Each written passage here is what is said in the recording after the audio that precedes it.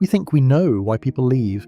We tell ourselves stories of better options, of greener grass, of a more glittering prize. But betrayal is rarely about the destination. It is about the departure. She didn't leave you because he was better. She left because he was different. She left because for a fleeting stolen moment, she wanted to see a version of herself that didn't exist in the quiet, predictable corners of your living room. The tragedy of the long-term gaze is that it sees too much. It sees the morning breath. It sees the unfolded laundry. It sees the reliable, steady pulse of a life built stone by stone. And in that security, there is a slow, silent suffocation. You provided a sanctuary. You offered the one thing we all claim to want: safety. But safety is the cousin of stagnation. And the human soul, restless, erratic, hungry, does not just want to be safe. It wants to be electrified. She traded your sun for a neon light. The neon light is flickering. It is artificial. It offers no warmth. But in the dark it screams. It demands to be looked at. And she was starving to be seen as a stranger again. To you she was a wife, a partner, a certainty. To the temporary man she was an event, a mystery, a Friday night. She chose the mirror that lied to her over the heart that knew her. She chose the thrill of being discovered over the depth of being known. But here is the paradox, the cruel psychological twist that now keeps her awake at 3 a.m. The very thing she sought, that a temporary burning attention, is a currency that devalues the moment it is spent. It is a hit of dopamine in a world that requires oxygen. She reached for the flame because she forgot what it felt like to burn. And now that the fire has died down to ash, she is standing in the cold, looking back at the house she set on fire just to feel the heat. She isn't mourning you yet. She is mourning the illusion of her own freedom. She thought she was escaping a cage. She realized too late. She was escaping a foundation. Consider the silence of a long-term love. It is a thick silence, a heavy silence. It is a silence that has been earned through years of shared meals, of whispered secrets, of the mundane choreography of a life built together. To you, that silence was a sanctuary. To her, it was a mirror reflecting back everything she feared she had become. Predictable, fixed, settled. There is a specific kind of terror that comes with being completely known. When someone knows your favourite tea, your childhood scars, and the way you breathe when you are falling asleep, there is no room left for the mask, and she was desperate to put the mask back on. She wanted the theatre, she wanted the performance, she wanted the high-stakes gamble of a first date where every word is a calculated move and every glance is a promise of something more. She didn't choose him. She chose the distance he provided. Distance is the oxygen of desire. It is the gap where the imagination thrives. And in that gap, she could pretend to be anyone. She could be the woman who doesn't have bills, the woman who doesn't have a history, the woman who is purely intoxicatingly new. But new is not a quality. It is a chronological fact. It is a ticking clock. She traded the deep subterranean warmth of a geothermal spring for the flash-in-the-pan heat of a matchstick. And now the match has burned down to her fingertips. She is looking at the man she chose, the temporary man, and she is realizing the most haunting truth of all. He doesn't see her. He sees the projection. He sees the event. He sees the Friday night. He loves the version of her that doesn't actually exist. And you loved the version of her that was real. You loved the version of her that was tired and grumpy and flawed and human. The tragedy of her regret is that she realized too late it is easy to be seen by a stranger. It is a profound, terrifying achievement to be known by a partner. She chose the applause of an audience that doesn't know her name over the witness of a heart that knew her soul. She wanted to feel alive. She wanted the pulse. She wanted the rush. But aliveness without a foundation is just a free fall. She is falling now, and as the wind rushes past her ears, the silence of your sanctuary is the only thing she can hear. It is the loudest sound in her world. She chose the temporary attention. She chose the flicker. And in doing so, she extinguished the sun. We must talk about the domesticity of the soul. We are taught that love is a destination. We arrive, we unpack, we bolt the door, and we are safe. We call it finding our person. We call it home. But there is a shadow in every home. A quiet, persistent draft that blows through the cracks of even the strongest foundation. It is the hunger for aliveness. She lived in your sanctuary. She breathed your air. She was wrapped in the velvet security of your devotion. But security has a scent. and after a while that scent becomes clinical. It becomes the smell of a hospital, clean, sterile, and entirely devoid of the wild. She didn't want to hurt you, she wanted to surprise herself. In a long-term love, we become predictable to each other. We finish each other's sentences. We know the rhythm of the gait, the tilt of the head, the sigh that means, I'm tired. To be fully known is a miracle, but to be fully known is also to be defined. She felt defined. She felt like a book that had been read too many times. She felt like a statue in a park admired, yes, but fixed in stone. And then came the attention. The temporary man did not offer her a life. He offered her a mirror. When he looked at her, he didn't see the woman who forgot to buy milk. He didn't see the woman who had a difficult relationship with her mother. He didn't see the history. He saw a goddess, a stranger, a mystery, and she fell in love, not with him, but with the way she felt when she was in his gaze. She felt skinny, she felt witty, she felt dangerous. The attention was a drug. And like any drug, it works by numbing the reality of the self. She was high on the projection of a stranger. She was intoxicated by the erotic pulse of the new. Let us look at the architecture of the paradox. We want the one person who can offer us both the safety of the womb and the thrill of the hunt. We want the person who is our best friend to also be our greatest mystery. But mystery requires distance, and intimacy requires closeness. By being a good man, by being present, by being reliable, by being there, you closed the gap. You eliminated the distance. You became the air she breathed. And you cannot long for the air you're already breathing. She mistook your presence for a lack of passion. She mistook your stability for a lack of soul. She went looking for a storm because she had forgotten how to dance in the sunlight. She chose the temporary attention because it was unclaimed territory. It was a map with no names on it. She wanted to plant a flag in a new world, even if that world was a barren rock. She wasn't looking for a new partner. She was looking for a new identity. She wanted to shed the skin of the wife, the partner, the reliable one. She wanted to be the other woman. She wanted to be the secret. She wanted to be the obsession. Because when you are an obsession, you're the center of the universe. When you're a partner, you're the soil. You're essential, yes, but nobody notices the soil until the flowers start to die. She didn't want to be the soil anymore. She wanted to be the bloom. But here's the psychological rot at the center of her choice. A bloom without soil is just a cut flower. It looks beautiful in the vase. It glows under the neon light, but its days are numbered. It is dying the moment it is picked. She chose the vase. She chose the temporary glow. And now she is realizing that the vase is shallow. The water is stagnant. And the man who picked her, he doesn't know how to keep her alive. He only knows how to admire the petals until they begin to curl. She is beginning to turn brown at the edges, and for the first time in a long time, she is looking back at the garden she left behind. She is realizing that the temporary attention was never about her, it was about the chase, and now that she has been caught, she is just another trophy on a stranger's shelf. We must speak of the other, the temporary man. You see him as a rival. You see him as a thief who entered your home and stole the crown jewels. You compare your bank account to his, your hairline to his, your humour to his. You are looking for the better that she supposedly found, but you are looking at a ghost. The other man is not a person, he is a function. In the choreography of Betrayal, he is a prop. He is the screen upon which she projected everything she felt was missing in herself. He didn't have to be better than you, he simply had to be not you. He represents the unlived life. He is the man who doesn't have a mortgage with her. He's the man who doesn't know about her chronic anxiety or her morning grumpiness. He's the man who only sees her in the dim light of a bar or the curated glow of a hotel room. He is a holiday, and nobody lives on holiday forever. Let us look at the paradox of the third party. The affair, the temporary attention vow, thrives because it is lived in the cracks of reality. It is a secret, and secrecy is the ultimate aphrodisiac. It creates an artificial intensity, a pseudo-intimacy that feels like soulmate-level connection, but is actually just the adrenaline of the forbidden.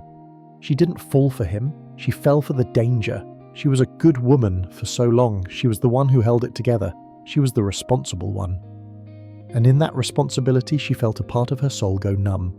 The temporary man offered her the chance to be bad, to be selfish, to be reckless, to be the woman who leaves the dishes in the sink and the husband in the dark.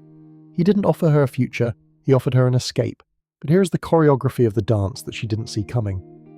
When a secret becomes a reality, it dies. The moment she chose him, The moment the temporary attention became the only attention, the magic evaporated. Because now he has to be the one who deals with the bills. He has to be the one who hears about the bad day at work. He has to be the one who sees her without the mask. And he's not equipped for it. He was hired to be the fun one. He was hired to be the electric one. He was not hired to be the anchor. She is looking at him now in the harsh grey light of a Tuesday morning, and she is realising a terrifying truth. He is just a man with his own flaws, a man with his own mundane habits, a man who quite frankly doesn't know her half as well as you did. The temporary attention has become a permanent obligation. The glitter has rubbed off, the neon has burned out, and she is left standing in a room with a stranger wondering why she traded a cathedral for a tent. She regrets it because she realised that the third party was never a destination.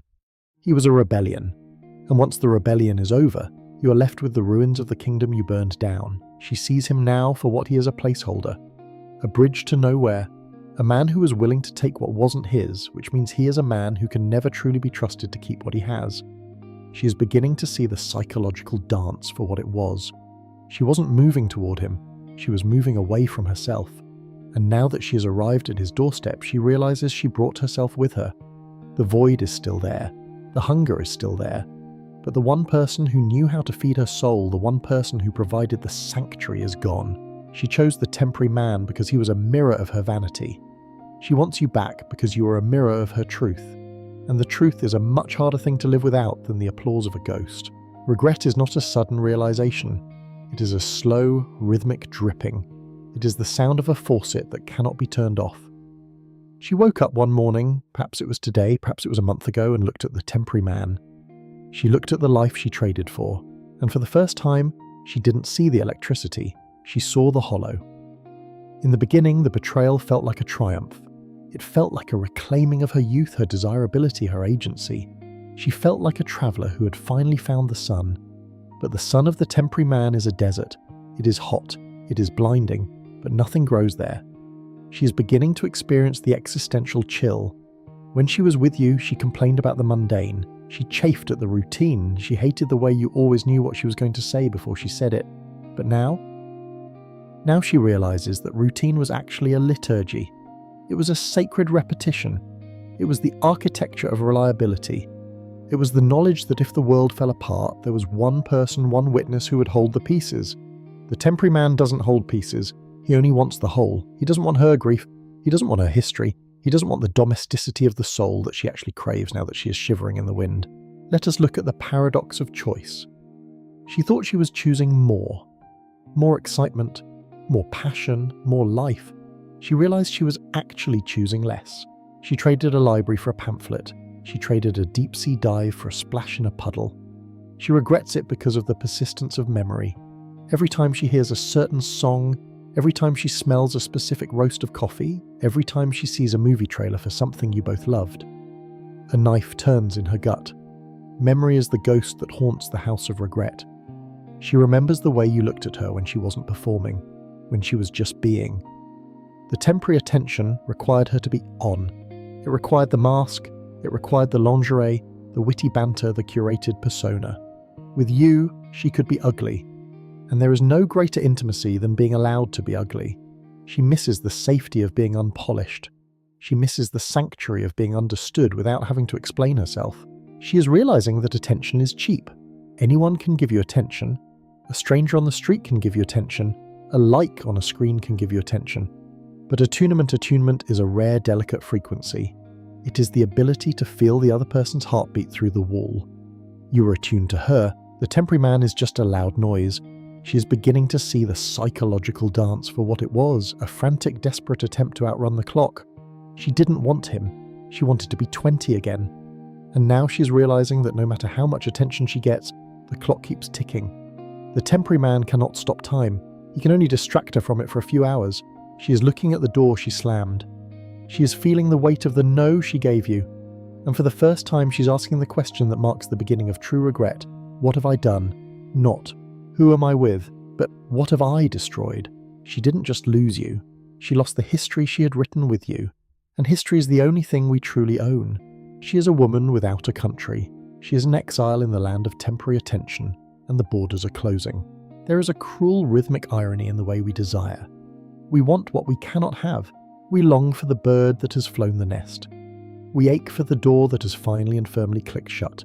When she was with you, you were a certainty. You were the furniture. You were the wallpaper. You were the air. And because you were always there, she stopped looking at you. She assumed that your devotion was a permanent feature of her landscape. She believed that your love was a safety net that would catch her no matter how high she jumped or who she jumped with. But then, you stopped catching. You walked away. Or perhaps you stayed, but you withdrew the psychological gaze. You turned your eyes inward. You began the slow, painful process of reclaiming the pieces of yourself that you had surrendered to her. And in that withdrawal, you became a mystery again. Let us look at the paradox of loss. The moment you stopped being hers, you became the unknown. You became the unclaimed territory that she once went searching for in the arms of a stranger. By losing you, she regained her sight. Suddenly she is not looking at the temporary man, she is looking at your Instagram. She is asking mutual friends how you are.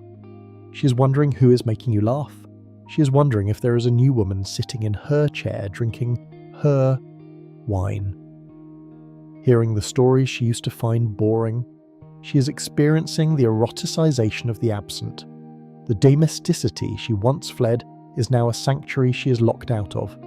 The reliability she found suffocating is now the very stability she craves as her temporary fix begins to crumble. She didn't change, the distance changed. Distance is the great magnifier. From a distance, your flaws become invisible, your strengths become monumental. The way you handled the bills, the way you fixed the car, the way you held her during the dark nights of her soul, these things are no longer expectations, they are luxuries she can no longer afford. She regrets it because you have achieved the one thing the temporary man never could, aliveness through autonomy. When you were begging for her attention, you were safe, you were weak, you were known. But now that you are building a life without her, now that you are rediscovering your own pulse, your own hobbies, your own skin, your core, you are dangerous. You are the stranger again. And she, the woman who traded a diamond for a sequin, is realizing that the sequin has no weight. It has no history, it has no depth.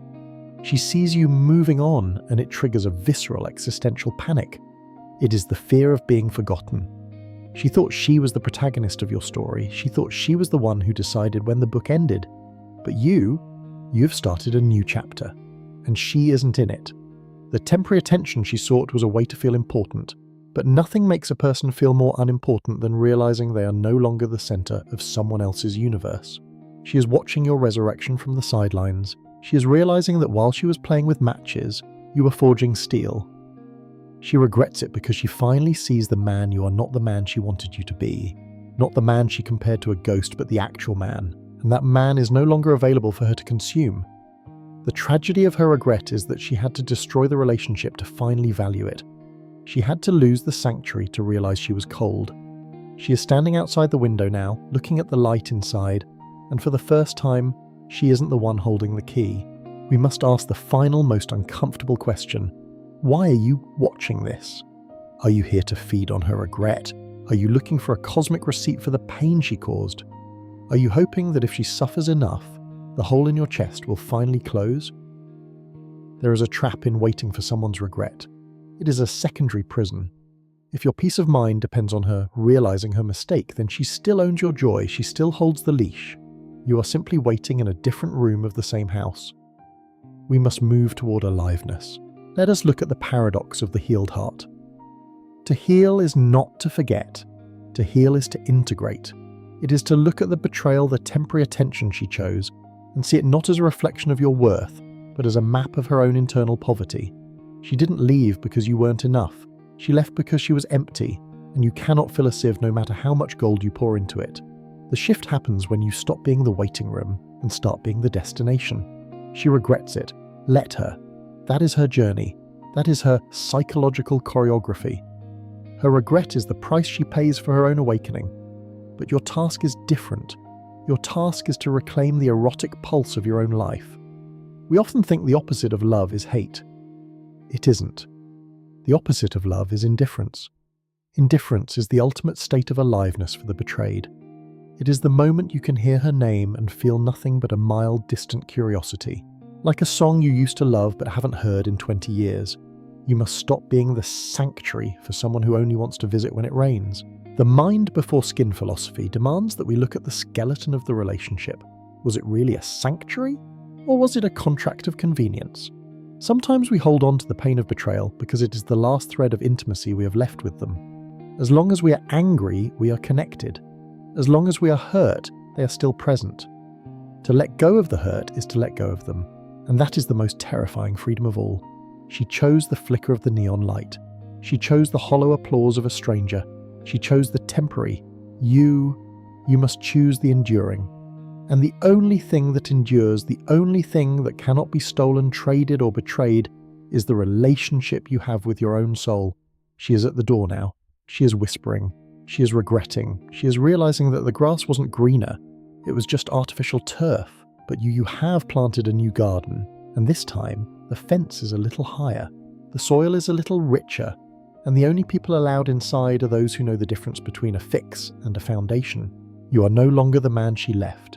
You are the man she can no longer have, and in that distance lies your power. She wanted to feel alive. She went looking for it in the bed of a stranger. You found it in the fire of your own survival.